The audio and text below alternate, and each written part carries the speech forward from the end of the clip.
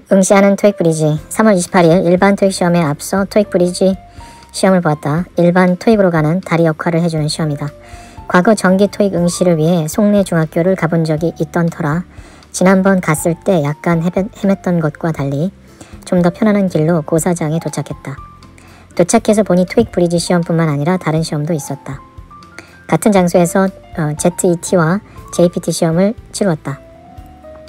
고사장 배정은 총 3개, 내가 시험 본 곳에 외국인 2명이 배정되었는데 나중에 알게 된 사실이 한 명은 대학생인 중국 여자분인데 토익 인증시험으로 토익 브리지를 잘못 신청했다. 다른 한 분은 남자인데 적지 않은 나이에 70대 후반이지만 70년대생이면 토익 브리지에서는 고령자이다. 싱가포르나 홍콩 쪽 국적일 것 같은 느낌이 들었다.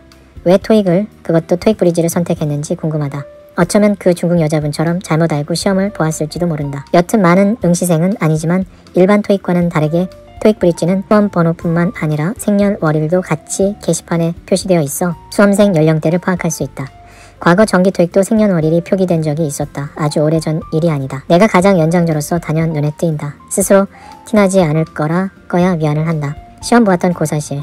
수험생은 교실을 꽉 채우지 않고 코로나 자리 배치인 양 중간중간 떨어져 앉았다. 그만큼 결시생도 제법 있었다.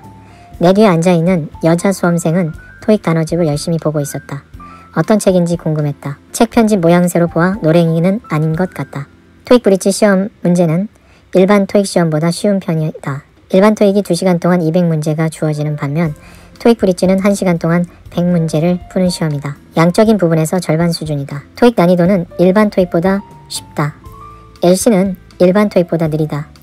파트 3, 4 풀 때는 정기 토익 시험 볼 때와 느낌 차이는 없었다. 쉽다고 아니란 마음으로 풀 정도는 아니다. 어려운 문제는 아니었다. 다음 페이지로 넘어갈 때 정기 토익에서 들려주는 Go to the next page를 브릿지에서는 안 들려준다. 시험 볼 때 분위기가 다수가 응시하는 정기 토익을 보는 느낌보다는 사내 토익, 기간 토익을 보는 느낌이다. 심지어 교실 스피커를 통해 나오는 중앙방송도 없다. 리스닝 청취는 교실 스피커를 통해 들려주는 것이 아니라 교실 감독관이 가져온 카세트 녹음기로 틀어서 듣도록 해준다. 시험 보는 당일 오전 8시 넘어서 당일 시험 안내 카톡 메시지도 오지 않는다. 뭔가 아날로그 20년 전 시험을 보는 느낌이었다. 일반 정기 토익은 감독관이 9시 30분쯤 보통 오는데 토익 브리지는 느슨하게 9시 45분 정도 되어서야 감독관이 들어왔다. 특이하게도 토익 브리지에서는 작성하는 토익 답안지에 이미 수험번호, 생년월일, 자필 성명이 마킹까지 기재되어서 나온다. 그 부분은 약간 편했다. 그리고 추가 정보를 꼭 작성해야 한다고 강요했다. 문제 답안 마킹 부분도 모두 일괄적으로 ABCD 4개의 선택칸이 있고 모양새도 동그란 타원형이 아닌 둥근 사각형 모양이다. 탭스 답안지 마킹 부분과 비슷하다. 정기 토익 시험 볼 때 늘 행했던 요령을 토익 브리지에도 적용해 보았다. 준비한 형광펜으로 파트별로 구분을 짓고 파트 3와 파트 4는 듣기 내용 하나에 정기 토익에서처럼 3문제가 아니라 2문제라 2문제씩 선을 그어 구분을 해주었다. RC 리딩 부분도 파트 5 15문제, 파트 6 15문제, 파트 7 20문제 구분선을 그었다. 사실 시간이 모자라는 시험은 아니라 할 필요는 없었지만 그래도 정기 토익에서 해온 것처럼 해보고 싶었다. LC 시간에 RC 부분 파트 5와 6를 거의 다 풀었다. 파트 6 문제 풀 때 혼동되는 문제가 하나 있는데 가장 어렵게 느껴졌다. 현재 시제인지 현재 완료 시제인지 지문 첫 문장에서 선택하는 시제 문제이다. 리딩 50문제 가운데에서 가장 고민한 문제인데 이 문제가 정기 토익에서 출제되면 수험생이 시험을 마친 후 시험 후기 게시판에서 어떤 댓글을 남길지 궁금하다. 토익 브리지 시험 시간이 총 1시간이라 시험 시간이 2시간인 정기 토익이 12시 10분 전후로 끝나는 것과 달리 11시 10분 정도에 시험이 종료된다. 시험 중간에 안내방송도 정기 토익에서 하던 15분 남았습니다. 5분 남았습니다. 중앙방송 대신 교실 감독관이 10분 정도 남았다고 알려주었다. RC에서 독해 파트 7 부분은 정기 토익과 달리 더블 패시지 2중지문, 트리플 패시지 3중지문가 없고 싱글 패시지 단위 지문만 있고 지문당 문제수가 적게는 2문제, 많게는 3문제까지 있다. 정기 토익에서는 싱글 패시지가 지문당 4문제까지 출제된다.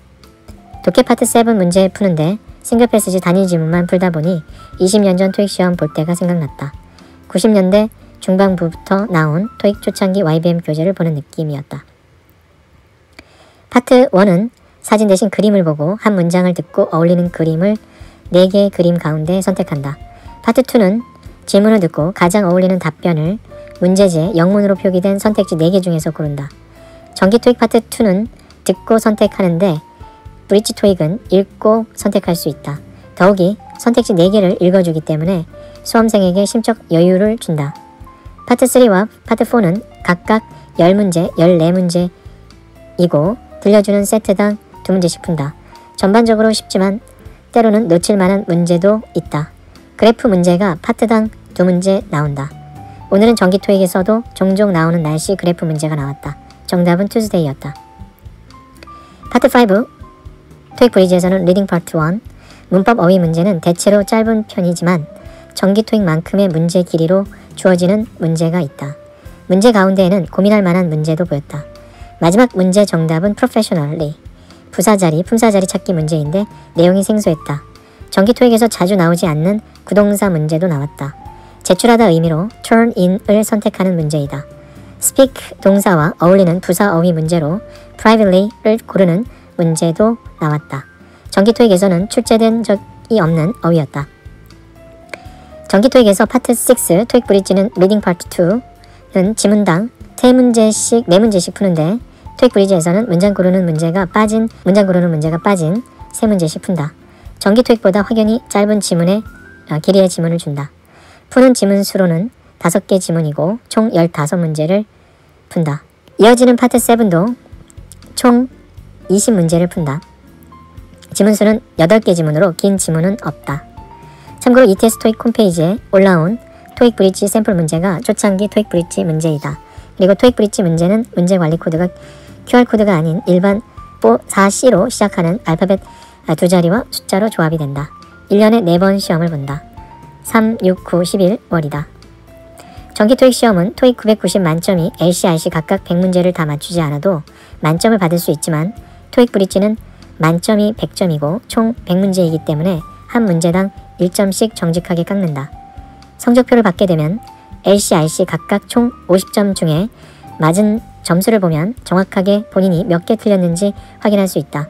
그래서 100점 만점 받기가 정기 토익 990점 만점보다는 훨씬 부담도 덜하고 수월할 것이다. 토익 브릿지 응시자들은 보통은 초등학생이나 중학생 정도이다. 오늘 만나본 수험생 중에는 학원 선생님이 보라고 해서 본 학생도 있었고 부모님이 보라고 본 학생도 있었고 정기 토익인 줄 알고 본 학생도 있었다. 1년에 자주 볼 수 없는 토익 브릿지를 경험 삼아 보았다. 다음에 시험을 보게 된다면 혼자가 아니라 누군가 대동해서 같이 시험을 볼까 싶다. 일부 문제에서는 과연 이 문제가 토익 ETS에서 만든 문제일까 싶을 정도의 문제도 보였다. 파트 7 마지막 문제, 어떤 사람인지를 묻는 문제인데 보기에 people who can attend, groups who can take part in, volunteers who can help 이런 식의 보기가 실제 토익 문제스럽지 못하다. 파트 7에서 정기 토익 시험에서 대화체문이 나오는데 좀 더 많이 나오고 마지막 대화체로 적합한 문장을 고르는 문제가 나온다. 3문제 정도 나왔다. 대형 서점에 가도 토익 브릿지 관련 교재는 2권 정도 되고 대체할 만한 교재를 찾기가 힘들다. 그나마 YBM에서 나온 정기 토익 기출문제로 준비를 하는 것이 좋을 것 같다. 송내중학교 토익 브릿지 후기. 자, 여기까지입니다. 감사합니다.